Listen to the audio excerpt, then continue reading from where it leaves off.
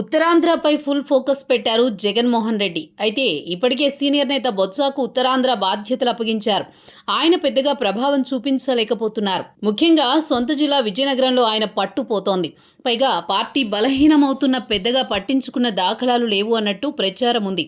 దీనికి తోడు బొత్స ఫ్యామిలీ జనసేన వైపు చూస్తోన్న ప్రచారం జోరుగా సాగుతోంది. దానిని బొత్స ఖండించకపోవడంతో ఈ అనుమానాలకు బలం చేకూరుతోంది. అందుకే ఇప్పుడు బొత్స విషయంలో వేరే ఆలోచనతో ఉన్న జగన్ ప్రత్యామ్నాయంపై ఫుల్ ఫోకస్ పెట్టినట్టు తెలుస్తోంది. విజయనగరం జిల్లాలో ఉత్తరాంధ్ర నేతలను మోహరించినట్టు ప్రచారం జరుగుతోంది. బొత్స వైఖరిలో ఇటీవల మార్పు వచ్చింది. దానికి కారణం భవిష్యత్తు రాజకీయాల దృష్ట్యా వారసులకు సరైన భవిష్యత్తు కల్పించాలన్న ఆలోచన. బొత్స సత్యనారాయణకి 2 పిల్లలున్నారు.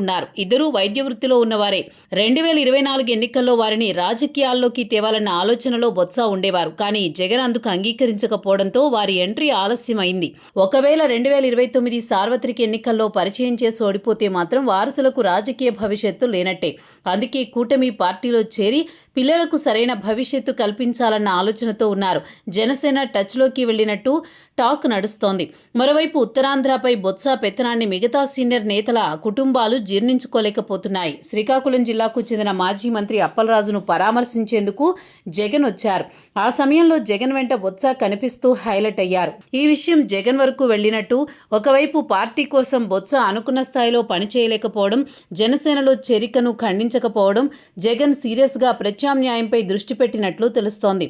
2014లో బొత్స లేని విజయనగరం చూశారు. 2019లో బొత్స వచ్చిన తర్వాత వైసీపీ క్లీన్ స్వీప్ చేసింది. ఇప్పుడు బొత్స వెళ్లిపోతే మాత్రం అదే స్థాయిలో నష్టం జరగక తప్పదు. చూడాలి మరి ఏం జరుగుతుందో.